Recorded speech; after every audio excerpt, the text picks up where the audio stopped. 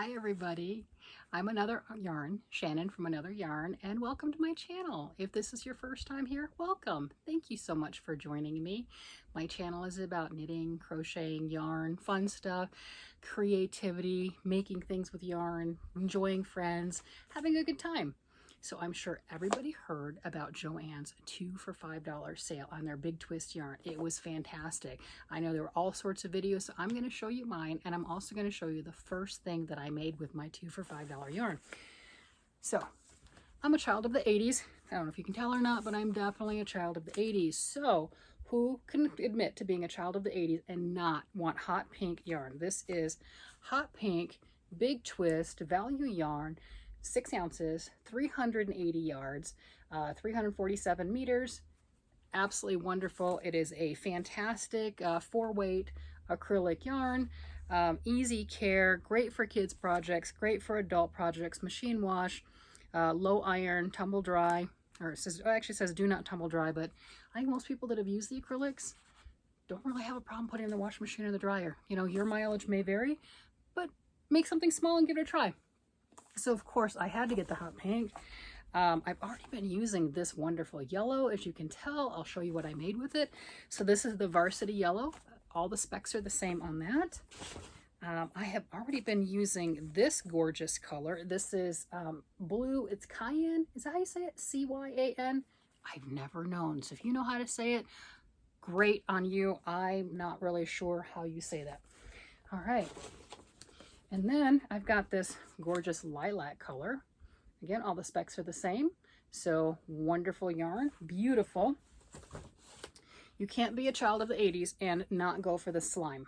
I mean, that nice, beautiful green, child of the 80s. Besides, look, it goes with my hair. I mean, right? There you go. Better, right? Goes with my hair, right? I mean, yes, and I will wear that. There is no doubt about that. And, you know, everything going with the hair. This is Orange Bright.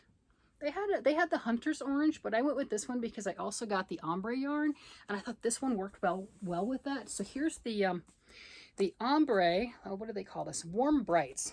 So you've got your orange, which is called the Orange Bright, and then the ombre, which is the Warm Bright.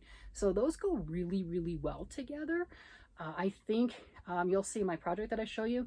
The orange on this is pretty spot on, so the orange does meld in, and the yellow melds in with the yellow. That's why I got them, because, well, come on, right? I played with them all together. Those colors were just too pretty not to have, so of course I had to get them. And then another variegated, this is Rainbow Bright. You know, there you go. And I thought that was fantastic. You know, it blended with so many of the other colors. You know, I had this blue right here, the slime. I mean, just the combinations to really work with that are absolutely fantastic. And of course, you know, I've used half of my blue and I only got one of those. So I probably have to go get more of that because that was fun. So we're ready to see what I made. You want to see the wonderfulness that I made? It is a garment. And I wore this to work today because I'm that kind of a person. I work in an office setting. I look like a circus tent. I didn't care. Look, this is the back. I knit and I crochet. I've said this before. I do both, so why not do both in a project? So look at that. That is the back. Look at that. Is that not stunning? As you can see, the gorgeous flowers down the back are crochet. The rest of this is knit. And then the front, I've got these purple granny type flowers going up the front on both. All the way. So I started this. Of course, I don't have a pattern for this because, you know, something this special, this unique, this, I'm going to say it, fabulous, this absolutely fabulous and gorgeous has to be a unique design, has to come with no patterns, has to be something that you've just made on your own. I'm going to try to stand up without tripping over the tripod and knocking everything over so you can kind of get a better look. There you go. Okay, well, I can't back up, so that's not helpful. I'm going to turn around a little bit. I'll put a picture on the thumbnail or something like that. I haven't figured out how to embed pictures yet, but if I do, I'll do that too. But this is wonderful. I wore this to work, and I have a pair of boots that are snakeskin. They're not real snakeskin, they're fake, of course, but it's hot pink and yellow. So I had on these hot pink and yellow snakeskin boots, you know, low-rise boots, with this. I mean, it matched absolutely perfect. Absolutely stunning. And I have the personality that I'm going to do it and get away with it. So for everybody that's really jumped on that bandwagon of the hexagon cardigan, that is what this is. 100%. This is a hexagon cardigan. You see that right here? You see that? That's my hexagon right there. I started with the yellow, and then I went to that wonderful ombre color I showed, then the orange bright, back to the ombre yellow, and that's how both of the hexagons are. So that's your typical hexy sweater. I decided to give it a knitting flair, but I wanted to make a hexy cardigan, not like everybody else's granny square cardigan, because why would I want to be like everybody else? I want to have fun. Just be bright, be audacious, you know? Who doesn't want slime green in their sweater? I mean, come on, you got to have slime green in your sweater. You can't claim to be a child of the 80s without being hot pink, slime green, yellow. I mean, oh my gosh. If these don't make you excited, who knows, right? You're having a bad day, put this on. It's instant sunshine, it's instant spring. There you go.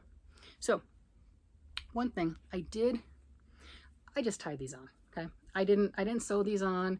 I wasn't sure if that was just too much or not, you know, because it's pretty out there.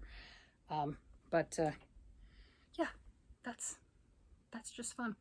So again, started with that beautiful hexagon cardigan. There's a lot of tutorials out there on how to do one. The concept is the same whether you're knitting or you're crocheting. And for the bind off, I crocheted in those beautiful squares. It's typical flowers. That was kind of made up in my head. I made them work. I was really happy with this top one. You see that? I did a kind of a different shape just to kind of make that go in there and give a little bit of neck shaping on that. For those that can knit and everything and know the difference, that's fabulous. But this right here, changing the colors, it gave that hot pink a different look with the hot pink and the yellow. So it looks lighter. You can see that's the same color, but it doesn't look the same because it has that they're right next to each other. So it kind of gives it a lighter color. It's interesting. I really like that optical illusion it gives for the eyes. So I thought that was pretty fantastic. But yeah, I added the more going around here, went around the entire circumference of the sweater. Just doing stockinette right here. And then I went ahead and did garter stitch on that to give it that different look and also to make it lay flat. So I thought that was a lot of fun. So yes, go out and have fun making these. So where did I come up with the idea to add those flowers? Well, I want to make a granny square bag. And then that's right here. I don't have it made yet. Maybe I'll show it to you guys when I actually have it made. But I have these squares. Look at this. Look at these colors and everything. I mean, just, are they not gorgeous? So I did 3 colors on every single one of them, and then I edged them with that slime green and then the blue. And I looked at different patterns as far as the, and I've got a bag of 25 or 26 of these things. So, you know, they're just all sorts of pretty gorgeousness. So what I was planning on doing is doing a granny square bag. There's about 4 inches each. And first pattern I looked at, it took 12 granny squares. Well, no, 13. It took 13 granny squares. So I got, you know, 13 of those centers, and then I put 6 of them on here. All right, back to the drawing board. All right. So then I started making a bunch more, and I realized, wait a minute, they're 4 inches. What color do I want to add after this blue, right? You know, you saw all the beautiful colors I have. What do I want? Do I want it semi-subdued, putting the blue on there, you know, because that's subdued, right? All these neon and brights. Did I want to maybe do another yellow or orange, or how do I want? I still haven't decided how I want to connect it. So right now they're 4 inches, and I was looking at a bag pattern, and I like some of them that are like 12 squares. It's like 5 on each side on the front and back, and then 2 on the sides that fold it together, and then the one underneath at the bottom. So there's your 13 squares. And I thought, that's perfect. But then I laid these out. I'm like, oh, that might be a little bit too small. I have no use for the bag. It's just going to be really pretty. I might line it. I might not line it. Okay, well, let me make 17. So I made 17 because I was looking at other patterns. And it's like, make 12 squares. All right, I can do 17, right? I mean, big deal. I'm crocheting anyway. I might as well. So I did 17. And then I looked at it, I'm like, that still might not be big enough. So then I looked at another pattern, gorgeous, big, huge bag and everything, kind of hangs down, you know, just a massive tote bag. And that took 24. So I made 24. Wait, all right, well, I'm at 24. If I make 26, then I can have 2 bags. All right, this is scope creep. This is what happens. So yes, I now have 25 of these squares that have the blue on them. And I just got interrupted on this poor little lonely one right here that doesn't have the blue. That's it. Oh, and if you notice, I am so proud of myself. I weaved in the ends of every single square on every single round as soon as I finished it. I've never done that before. If you don't like weaving ends, I get it. I'm not the one who likes weaving ends. And I realized, how many ends is that? I don't know. I'd have to do math. I'm actually really good at math. I don't want to do it right now. But 25 squares, 5 rounds, that's 125, 120, well, 124 since this one's not done yet, whatever.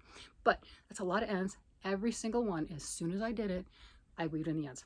So I'm not sure. 1 big bag, 2 smaller bags, keep one, give one away to a friend. I don't know. What do you think? What would you do with all of these? I mean, I've got them. I don't want to make, I did it at a kind of a, you can see that tighter gauge. What size hook did I use? I think I used, let me see, which one? What did I use? I used an E. Oh, I didn't realize that. I used an E. It was just sitting out. So I like the Susan Bates hooks. That's what I grew up using because I do a pencil hold. So all those really super fancy hooks that everyone else uses, like the furls and all that other stuff that look pretty and the sparkle and the glitter, that doesn't work for me because this is how I hold it, just like a pencil. And this is how I crochet. My hands go just like this. That's it. It just moves just like that. So if I were to do a knife grip, then those other ones would work and then that would be fabulous. But this is right here. And I like the Susan Bates because I hold it right here and I move just like this. So when you look at the boy hooks, the shank is back here and that's too far for me to move my yarn and needles. So that's annoying. That's preference. That's why there's all sorts of kinds. Anyway, if you have any suggestions on how I should do the bag or what I should do with all these squares, because I don't want them just sitting around, let me know. Anyway, if you enjoyed this video, let me know. And what do you think about this? I mean, I am so proud of this. So let me know. Would you wear it? Would you have worn it to work? Would you have made it? I don't know. I think it makes me really, really happy. All right, everybody. Thank you for watching my video. Have a great day. Bye-bye.